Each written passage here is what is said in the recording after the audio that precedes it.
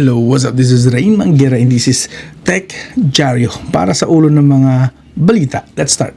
Galing sa Huawei Central, Xiaomi HyperOS 4.0 or Android 17 eligible devices list. Yes, meron ng listahan ng paparating na Android 17. Samantalang kakagamit ko pa lang ng Android 16. Oh well. Sa Gizmo China, Infinix GT50 Pro design, display, processor, camera, and battery details leak. So, meron tayong idea ng paparating na Infinix GT50 Pro.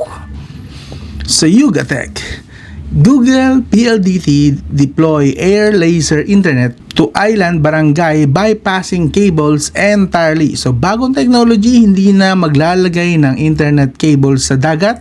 Laser na po ang ginagamit ngayon ni Google and PLDT. Sandbox PH, can telcos pass NTC's proposed internet speed requirements? Sa mga hindi nakakaalam, pinopropose po ngayon ng NTC ang 50 megabytes minimum internet speed sa lahat sa buong bansa ng Pilipinas. Is that good news? Kung tingin nyo good news yan, pag-usapan natin, okay?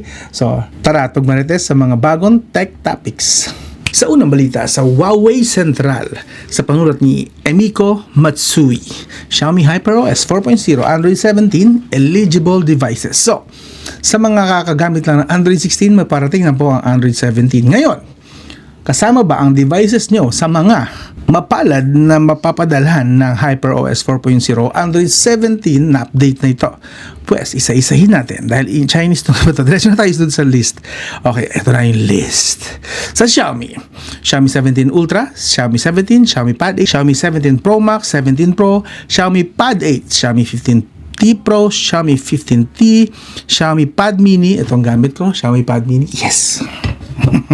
Xiaomi Mix Flip 2, Xiaomi Pad 7s Pro, Xiaomi 15s Pro, Xiaomi CV5 Pro, Xiaomi Pad 7 Ultra, good, Xiaomi 15, Xiaomi 15 Ultra, Pad 7, 15 Pro, Pad 7 Pro, 14T Pro, 14T, Mix Flip, Mix Fold 4, CV4 Pro, Pad 6s Pro, 12.4, Xiaomi 14, kasama ng 14 pa, good, Xiaomi 14 CV, 14 Pro, 14 Ultra, 13, Xiaomi 13, kasama pa, Xiaomi 13T, 13T Pro, Xiaomi Mix Fold 3, Xiaomi 13 Ultra, actually kasama Xiaomi 13 and Xiaomi 13 Pro. So Xiaomi 12 pababa, lagapak na po, wala na.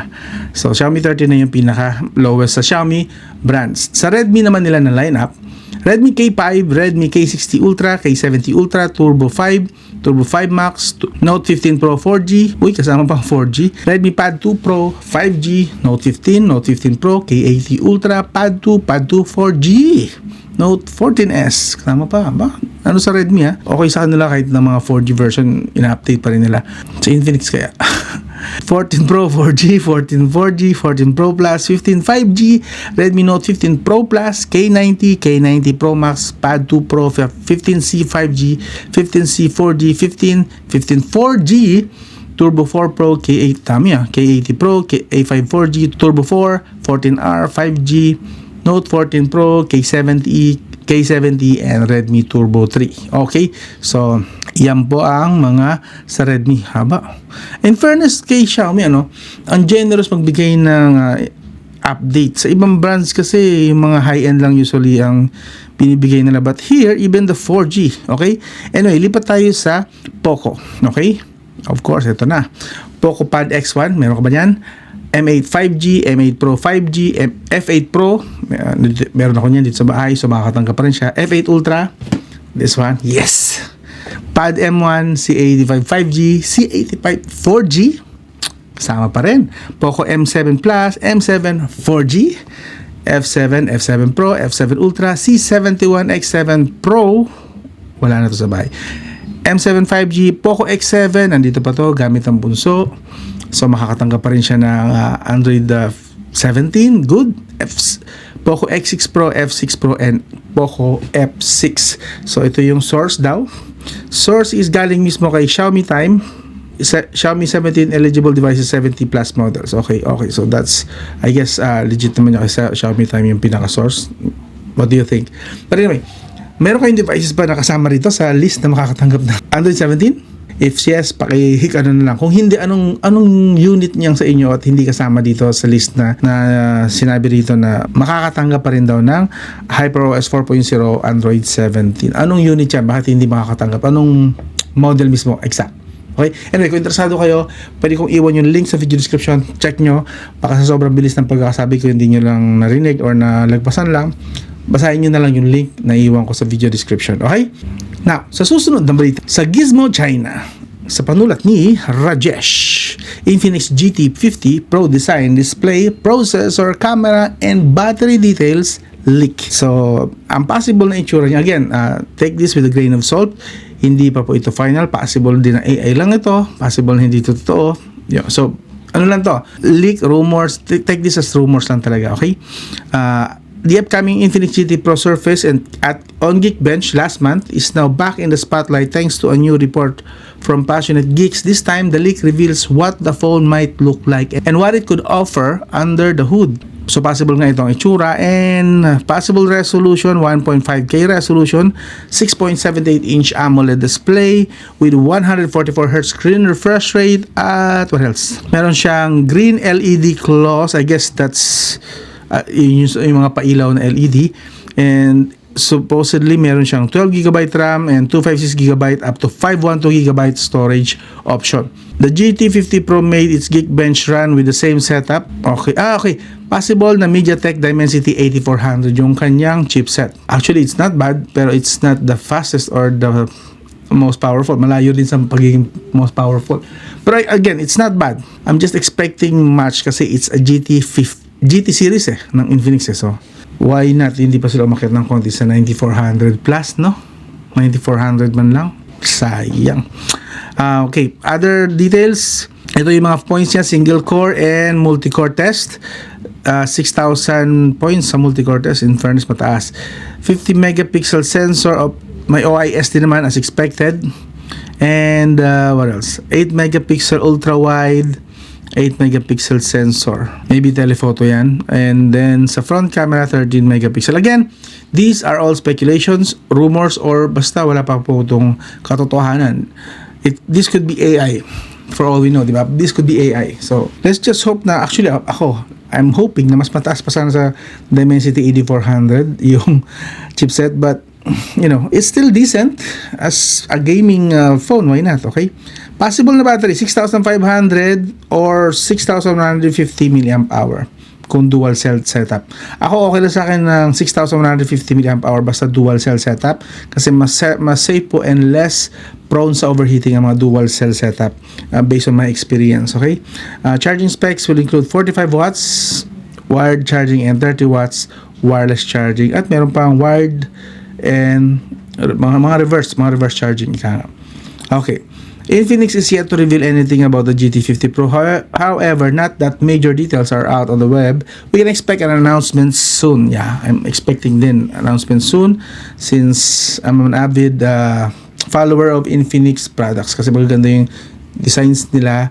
Actually, ang laki din ng improvement po ng kanilang operating system. Hindi na battery. Wala na. Itong huling mga Infinix na nagagamit ko lately, natitest ko. Actual test po, hindi po hula-hula at hype-hype. Maganda na po ang battery optimization nila. Pwede na, makunat na rin talaga. Nakakaabot na lumalagpas na sila ng 15 hours. Nag-average nga sila around lately 16 to 17 hours. And even again, I think the last one na review ko, i-release yun sa main channel, sa Rain Manguera channel. Umabot ng 18 hours, I believe, if I'm not mistaken. Kung tamang memory ko ha. But anyway, abangan nyo, malapit ko na i-publish yun. Pinapolish ko lang yung video edits. Hindi yun GT50, ibang model. Okay? Anyway, kung interesado kayo na basahin din ito, iwan ko yung link sa video description, basahin nyo na lang, continue nyo, kulang-kulang, which is kulang-kulang naman talaga yung details ko. Nagpo-focus lang kasi ako sa mga pinaka-main topics or main subject ng articles. So, anyway, move on tayo. Lipat tayo sa Yuga Tech sa panulat ni Anton Gabriel. Google PLDT deploy air laser internet to island barangay bypassing cables entirely. So may bagong technology po ngayon ginagamit si PLDT Google. So partnership sila. Air laser internet to island barangay bypass. Actually nakapag-deploy na sila. Ang unang sinubukan Taara project have brought fiber-like internet. So that means siguro 200 Mbps pataas. Barangay Subay, ito, in Talim Island, Rizal, without laying a single underwater cable. So, basically, this is wireless na talaga. Totoong wireless na internet. Parang malaking, parang ano to, isipin nyo lang yung wifi natin sa bahay, yung wifi router. Okay? The difference is, since this is laser, saan tawag dito? Air laser. Mga wifi router natin dito sa bahay, around 10 to 30 meters yung span, yung pinaka kaya nga abutin, max yata na is 50, around 50. Those na talaga malakas yung signal nun. This one, the air laser, buong island. Okay? To be exact, sinabi dito actually yung kanyang kilometer. Ito, 11.8 kilometer link over Laguna de Bay. The result, high-speed connectivity comparable to fiber. Yes, so fiber, internet speed, pero wireless. Parang nakakonect ka sa router mo sa bahay, pero 5 GHz Wi-Fi 7. Matindi yun, matindi. But anyway, ito ay test pa natin sa mga liblib talaga ng mga lugar, like dito sa test sa binanggit dito, delivered to a geographically isolated community surrounded by water. So instead na magpagapang sila ng internet cable sa dagat para makatawid sa mga islands na mga may nakatira, ito na lang ikakabit nila, isang malaking tower na i-laser beam sa lugar within the island, and makakaranas na sila ng fiber comparable na internet speed. That's nice. Okay? Okay to. Actually, magandang improvement nito, while kasi si Globe naman, kung ewan ko kung napanood nyo yung last tech news na nirelease natin, si Globe naman is nakipag-isa kay Tesla. Hindi. Ano ba yung internet ni Elon Musk? Starlink pala, Starlink, okay. Si Globe kay Starlink nakipag-partner. So, ngayon, may internet na lahat ng smartphone na mayroong Globe SIM card, okay? Kahit daw nasaan ka pa sa Pilipinas, kahit dun sa lugar na wala talagang nakatira at wala ding supposedly internet signal. Sabi pero hindi ko pa yan natitest. Maybe some of you can confirm kung totoo nga ba. And now naman, si PLDT and Smart, I suppose, kasi isang company lang naman yun, si Google naman ang pinartner nila. But this one, Air Laser. Ito naman, naka-specific naman ito per island. Depende kung saang island nila i-deploy yung technology. So, I think mas gusto ko yung approach ni Globe, kasi yung kay Globe, buong Pilipinas na, since satellite naman yung panggagalingan ng internet. While sa Google PLDT, while this is also good, yun nga lang, medyo limited pa rin within specific 11, sabi dito 11.8 kilometer. I'm not saying ito yung limit, but that's still maliit lang yun Parang binyahe ko lang mula dito hanggang doon sa kabilang bayan. But anyway, kung interesado kayo rito, iwan ko ang link sa video description. Mahaba pa actually yung article, baka gusto nyo pang basahin. And finally, lipat na tayo sa Unbox PH sa panulat ni Dwayne Guizon. Can telcos pass NTC's proposed internet speed requirements? Ito yung actually more excited ako sa balitang ito. Why? Kasi sa balitang to, pinopropose ni NTC, ito, mas maganda mabasa nyo at para hindi naman mukhang chismis. NTC proposes mandatory minimum average speed of 50 Mbps. Let that sink in. That's 50 megabits per second minimum. That means hindi na tayo, kung matutuloy ito, kung masusunod talaga to, hindi na tayo makakaranas ng 1 Mbps na mobile data speed, internet speed. Mas sinabi ba rito na na pang postpaid lang? I think pang kalahatan to, di ba? Not just postpaid, di ba? Hindi nga pala binanggit dito kung postpaid and prepaid Pero I'm still hoping it's kasama ang prepaid.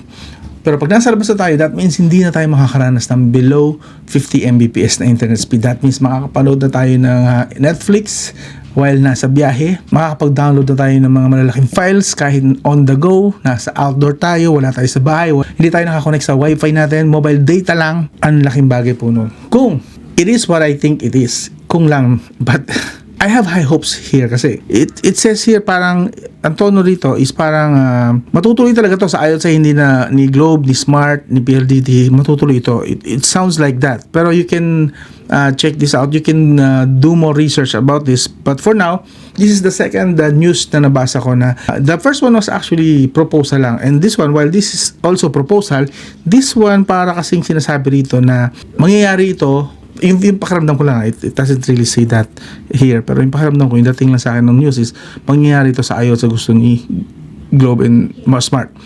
And I'm sure, ikaw din mismo, boss, is pabor ka mangyari ito, na sana nga mangyari ito, di ba? I'm sure, anong reason mo para hindi pumayag or hindi umasa na mangyari nga talaga to? This mandatory minimum average speed of 50 Mbps. Hindi ka ba pabor dyan? I don't know anyone na hindi pa pabor dyan kasi this is for everyone's benefits. Real talk, diba? It's been a few decades na. I'm going 50 na. Hindi ko pa rin maranasan na stable ang internet natin dito sa Pilipinas. Yes, nakakaranas ako ng 200 Mbps, 50 Mbps, 100 Mbps most of the time. Pero when you need the most, like nasa biyahe ka or wala ka sa bahay, wala ka sa area mo, nasa ibang lugar ka, biglang, bakit ganun dito? 1 Mbps. Minsan, naghihinga lupa at 500 kilobytes, 300 kilobytes pa. Alam mo yun, ganun. This one is God sent. Kung ito ay mangyari man, feeling ko mangyayari talaga ito. And I want this to happen talaga. Maging, talaga to law. Kasi, or, talagang utos na talaga ni NTC dapat mangyari talaga to. I don't know how to say this, pero I can't emphasize this enough na gusto ko talaga to. Obvious naman, kanina ko pinuulit-ulit, diba? Para na ako sirang plaka. But anyway, more details para mas maintindihan niya. Ito, NTC's proposed standard also require latency under 30 milliseconds. So, ibig sabihin, 30 milliseconds, that's gaming latency. That means kailangan, hindi porket mataas ang speed, mabagal ang response. May ganun pa rin naman mataas ang internet speed mo, download speed mo, pero yung latency mo, 200, 1,000 millisecond. This one, nire-require niya na parang, para mas maintindihan ng nakarami sa inyo, gagamit tayo ng gaming jargon. This is like gaming. That's gaming level na ping. Yan na yun, 30 millisecond.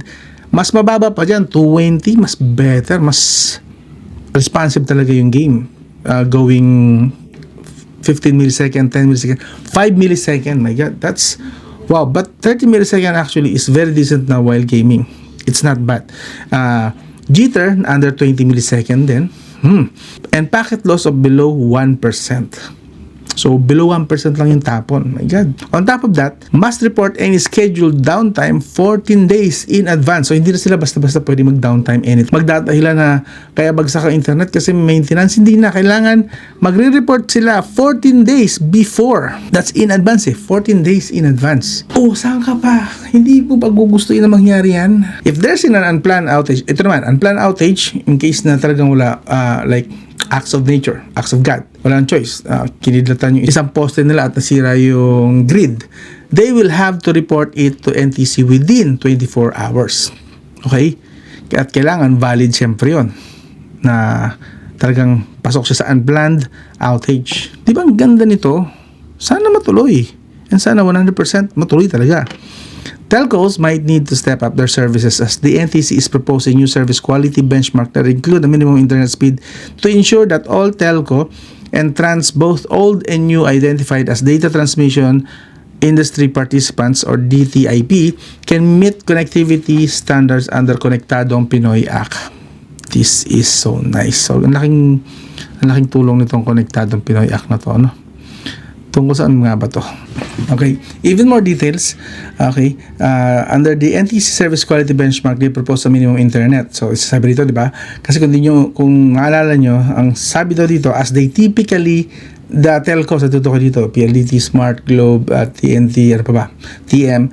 Ang sinasabi dito, those telcos, they typically promise at least 30 to 40% of the subscribed internet speed with 80% reliability. Personally, hindi ako naniniwala dito sa 30 to 40% na at least nila na promised. Actually, 1% pa nga. 1% lang, ganun kababa lang ang ibang mga instances. Actually, half of mga lakad ko ganito ang nangyayari. With 1% lang yung yung nakukuha ko na internet speed tapos 80% reliability. Naranasan nyo to all the time? Lalo pag lalabas kayo, 80% reliability? No. More like 10 to 20% reliability. I can give this. That's my personal experience. Sa inyo ba, boss? Reliable ba sa inyo? Lalo kapag lalabas kayo, yung mga mobile data nyo, nami-meet ba itong 30 to 40% internet speed? At least yung promise nila at 80% reliability? I don't think so. But if so, sige, pakisabi na lang sa comment section. And saang lugar yan? And finally, to make sure everyone will comply, one, the NTC publishes the guidelines in its website. So, nasa website na to nila ngayon. So, that is why, ito yung reason ko kung bakit feeling ko tutuloy na talaga to. Kasi nakapublish na itong guidelines na to sa NTC website mismo. The government agency will publish results on its website and will monitor the performance of the TIPS every quarter. So, I guess pwede na rin yata tayo magsumbong. And if ever man, sana yung sumbungan is madaling accessible, very accessible, like a website. And then we can all submit or report our grievances laban sa mga, mga telcos na to. Kung saan tayo ng mga nakasubscribe, no? But anyway, I think this is good news. Ikaw, boss, tingin mo ba hindi good news ito? Ano masasabi mo sa balita? Especially this last one about telcos na nire-require na 50 Mbps na yung minimum nila. This is very good and I'm so excited. Kita nyo naman medyo nautal-utal pa nga ako para kasi gusto ko itong balitang to and I want this so bad na magkatotoo and it sounds magkakatotoo naman. So yun, abang-abangan natin and maybe some updates in the near future. Try ko dito sa TechJario din. But anyway, kung interesado kayo sa mga balitang diniscuss natin dito sa video na to, please consider subscribing, liking and sharing. And kung gusto nyo pamasahin, iwan ko yung mga links sa video description. At gising na yung pusa ko. At yun. This is Rain Manguera. I'll talk to you again soon.